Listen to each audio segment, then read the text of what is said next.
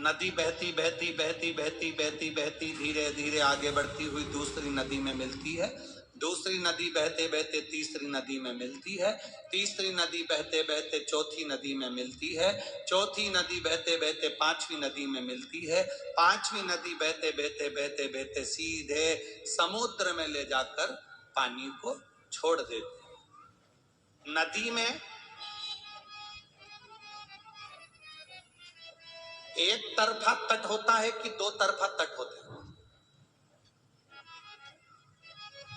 घाट दो तरफा होते हैं कि एक तरफा होते हैं?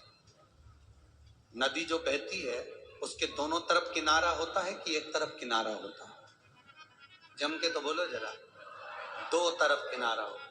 जैसे नदी के किनारे दो हैं और नदी का किनारा दो है, जो दो किनारों के बीच में बहती है वो समुद्र के तट तक पहुंच जाती है। जो एक ही किनारे के अंदर रहती है वो तालाब बन जाती है और वहीं पर सूख जाती है। जो दो किनारे के अंदर बह रही है वो समुद्र तक पहुंच गई है। ये दो किनारे हैं सुख और दुख के। इसके भीतर जो बहता है वो मंजिल तक पहुंच जाता है। सुख और दुख के किनारे में जो बह रहा है, ये सुख का किनारा, ये दुख का किनारा, बीच में बहता है।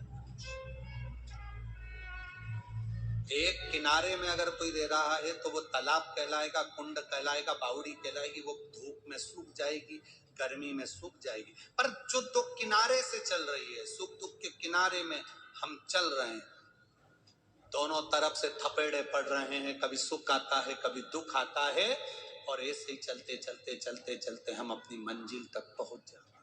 अपनी मंजिल। थोड़ा जिंदगी में कष्ट आए, घबराना नहीं, स्वीकार करो। पार्वती जी के उपटन से जो पुतला बना उसको शंकर भगवान ने प्राण दे दिए, और बाद में जो सिर काटा वो किसने काटा? बोलो बोलो, तुम बोलो। शंकर जी। शंकर जी ने प्राण दिए थे, शंकर जी ने सिर काटा। शंकर जी सिर काटे तो जोड़ने वाला भी शंकर। अब एक पत्र